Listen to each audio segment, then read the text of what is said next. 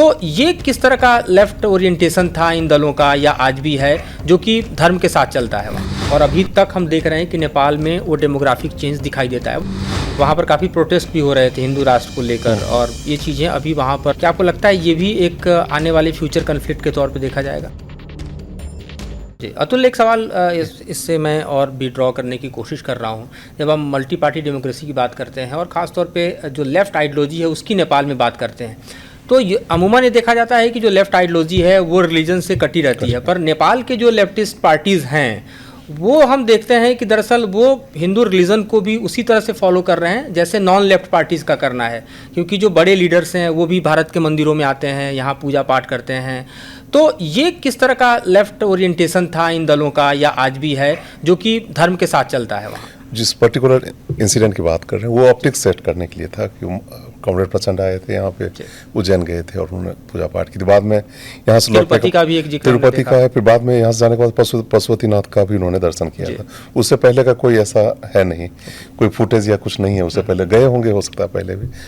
तो किताब के शुरू में ही सर ने लिखा है एक जगह पे कि ज्योति बसु जी जो चीफ मिनिस्टर थे हमारे वेस्ट बंगाल के, and he was the great communist leader, उन्होंने कहा था, सर को एक कॉशन दिया था काठमांडू जाने से पहले कि कितना रिलाई करना है कम्युनिस्ट आइडियोलॉग्स पे। किताब में लिखी गई है चीज़। तो ये जो लेफ्ट आइडियोलॉजी है नेपाल में वो एडल्ट्रेटेड हो चुका है बहुत पहले ही। मैंने सीरीज ऑफ आर्टिकल्स लिखे थे कई जगहों पे, काठमांडू पोस्ट में और भी कई जगहों पे, जिसमें मैंने एस्टैब्लिश किया था truth. And we know most of them, they are friends, बातचीत होती है, लेकिन privately even they are admitting it कि वो एक लेफ्ट आइडियोलॉजी बन के रह गया नेपाल में। तो वो एकोमोडेटिव हैं, वो अपॉर्चुनिज्म के हिसाब से काम कर रहे हैं। आज के डेट में कोई प्रिंसिपल नहीं रहा है वहाँ पे, आपस में एक दूसरे पे वो ब्लेम गेम हो रहा है। एक कनेक्टेड सवाल और पूछूंगा मैं आप दोनों से, छोटा छोटा आंसर इस पे, कि जो डेमोग्राफ चेंज की बात आप शुरू में कर रहे हैं और अभी तक हम देख रहे हैं कि नेपाल में वो डेमोग्राफिक चेंज दिखाई देता है। वहाँ जो इस्लामिक ताकतें हैं वो कतई नहीं चाहती थी कि नेपाल हिंदू राष्ट्र रहे, और आखिरकार हिंदू राष्ट्र नहीं रहा। लेकिन अभी जो डेमोग्राफिक चेंज हम देख रहे हैं खासतौर पर बॉर्डर एरियाज़ में, वो दरअसल नेपाल को कहाँ ले जाकर खड़ा कर सकता है, उसका कितना थ्रेट हम देखते हैं?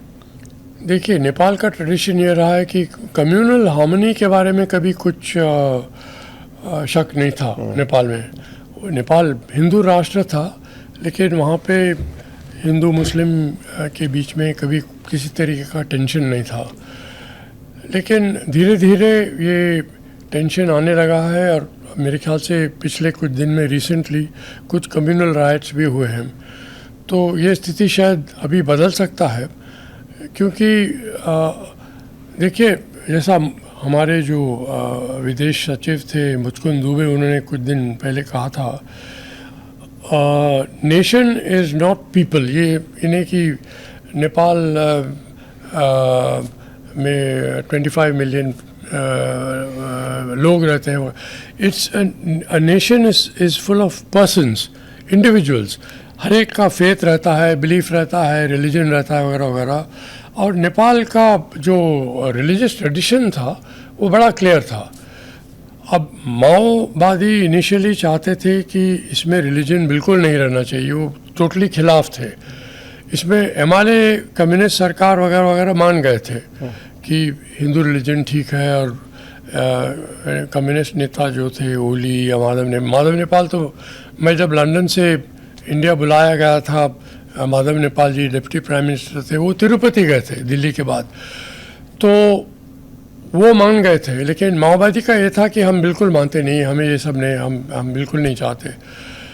लेकिन आजकल, जैसा अतुल जी ने कहा, आजकल वो भी देख रहे हैं कि नेपाल का कल्चर जो है वो अलग है, और वो भी इस तरफ जा रहे हैं कि religion is not something that we should oppose. Religion के खिलाफ नहीं रहना चाहिए। अब ये देखना चाहिए कि ये किस ओर, नेपाल किस ओर जाता है, क्योंकि अब तो ट्रांजिशन अभी भी चल रहा है, सेक्युलर देश है, नेपाल का आइडेंटिटी चला गया है, वो हिंदू राष्ट्र न रहा, लेकिन अभी भी हिंदू आइडेंटिटी है अभी भी। अतुल, अभी कुछ दिन पहले हम देख रहे थे कि वहाँ पर काफ़ी प्रोटेस्ट भी हो रहे थे हिंदू राष्ट्र को लेकर, और ये चीज़ें अभी वहाँ पर नए सिरे से शुरू हुई हैं। क्या आपको लगता है ये भी एक आने वाले फ्यूचर कन्फ्लिक्ट के तौर पे देखा जाएगा? कॉन्फ्लिक्ट नहीं है ये क्या कहें, रिसरेक्शन है एक तरह का, ये कि लोग फिर से रिसर्ट कर रहे हैं अपने पॉइंट ऑफ व्यू को। और वो ऑफिशियली मतलब ख़त्म किया गया था मोनार्की को, लेकिन लोगों ने तो नहीं ख़त्म किया था। और लोग कहते हैं कि एक्सटर्नल इन्फ्लुएंस था, यह था, ये डिबेटेबल है ये सब चीज़ें। लेकिन जो मास फीलिंग्स है वो अभी भी मोनार्की के फेवर में है भी और नहीं भी है, दोनों चीज़ें हैं। क्वेश्चन मार्क है ज़रूर, लेकिन somewhere there is school of thoughts which is supporting it. तो वो है, मतलब वो कॉन्ट्राडिक्शन है।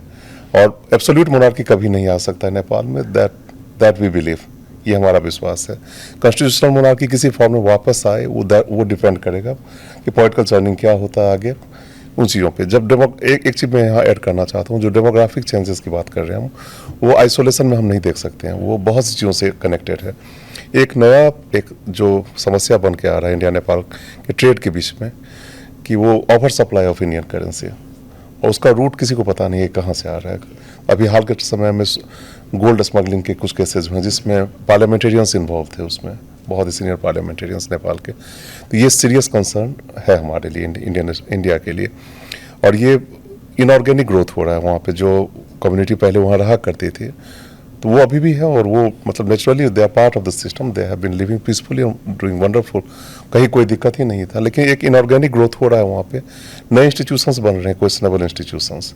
ये सब चीज़ें हैं जो इंडिया को थोड़ा सा मतलब ये डिस्टर्ब कर रहा है, थोड़ा नहीं बहुत ही मेजरली डिस्टर्ब कर रहा है सब चीज़ें। तो इस टॉक को हम लोग कंक्लूड करें तो आखिरी सवाल एक बनता है कि इस पर्सपेक्टिव से आगे निकलकर जहां हम खड़े हैं और आगे जाना है दोनों देशों के संबंधों को, आज से अगर हम आगे की तरफ देखें तो भारत नेपाल संबंध आप किस तरफ जाता देख रहे हैं? क्योंकि एक तरफ चाइना है, एक तरफ भारत है, और बीच में ये माउंटेन कंट्री, हिमालयन कंट्री है।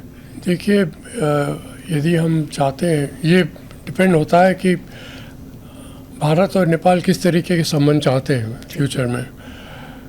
और एक रिलेशनशिप बन सकता है जो कि बिल्कुल एक मॉडल रिलेशनशिप सारे दुनिया में, क्योंकि जैसा हमने पहले कहा था, कोई ऐसे दो पड़ोस देश नहीं जिसके बीच में इस तरीके के संबंध हैं। मैं सोचता हूँ कि यदि हम इकोनॉमिक ग्रोथ पे कंसंट्रेट करें और ये पॉलिटिकल इश्यूज़ को थोड़ा अलग रखें, क्योंकि कई पॉलिटिकल इश्यूज़ ऐसे हैं जिसका सोल्यूशन निकालना काफ़ी मुश्किल हो गया है, चाहे 1950 संधि हो या बॉर्डर डिस्प्यूट हो या दूसरे तरीके के रिटर्न्स हो। लेकिन इकोनॉमिक ग्रोथ जो है, जो जनता के इंटरेस्ट में है, ख़ास तौर के जो poorer sections of the community, उनका सवाल उठता है, तो उस पर कोई डाउट नहीं होता है, सारा कंसेंसस बन सकता है। तो मेरे ख्याल से यदि भारत और नेपाल एक क्रॉस पार्टी पॉलिटिकल कंसेंसस बना सकते हैं कि हम accelerated economic growth, all round growth पे नज़र रखते हुए आगे बढ़ेंगे, तो ज़रूर कुछ ना कुछ हो सकता है और काफ़ी बदलाव आ सकता है। जैसे देखिए, कल ही रुवांडा का नेशनल डे मनाया जा रहा था। रुवांडा भी लैंडलॉक्ड देश है अफ्रीका में।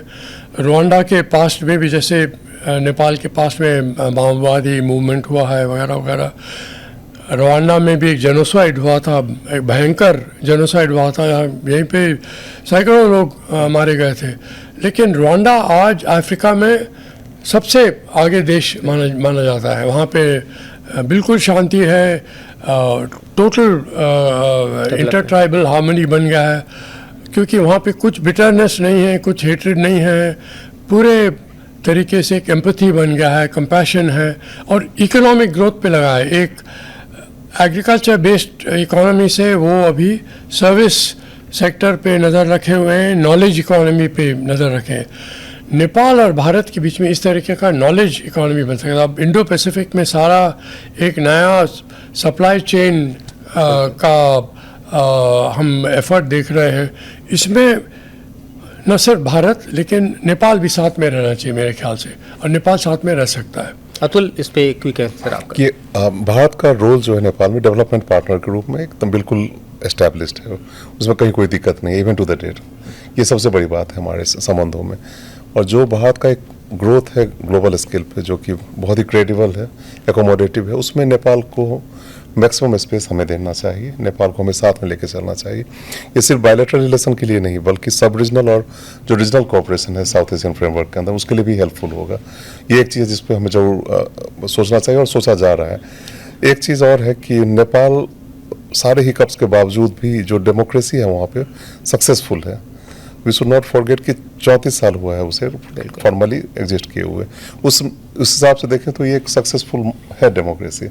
हाँ, लेकिन प्रॉब्लम्स बहुत सारे हैं। अकाउंटेबिलिटी है, वो लैक कर रहा है। करप्शन एंडेमिक है वहाँ पे और वाइड स्प्रेड है, जिसको कंट्रोल करने की ज़रूरत है। लेकिन हम होपफुल हैं नेपाल के फ्यूचर के लिए और इंडिया नेपाल रिलेशन के लिए। तो जाहिर है कि विश्वास के साथ ही आगे का रास्ता तय किया जाता है और भारत नेपाल संबंधों में इतिहास से लेकर वर्तमान तक के जो तमाम उतार चढ़ाव हैं उनको हमने छूने की कोशिश की। लेकिन गहराई से अगर आपको जानना है तो इसके लिए आपको काठमांडू क्रॉनिकल के इन पन्नों को पलटना होगा, ताकि आप समझ सकें कि भारत और नेपाल के रिश्ते कितने प्रगाढ़ रहे हैं और आने वाले दिनों में भी वक्त के साथ ये आगे बढ़ते रहेंगे, हिमालय की ऊंचाइयों को छूते रहेंगे। भारत नेपाल के बीच के जो संबंध हैं वो आगे बढ़ते रहेंगे और इसके बीच के जो बैरियर्स हैं दरअसल उनको क्रॉस करने की जरूरत है, ताकि दोनों देश साथ साथ चलें और अपनी समृद्धि के जो गोल्स हैं उसको छू सकें।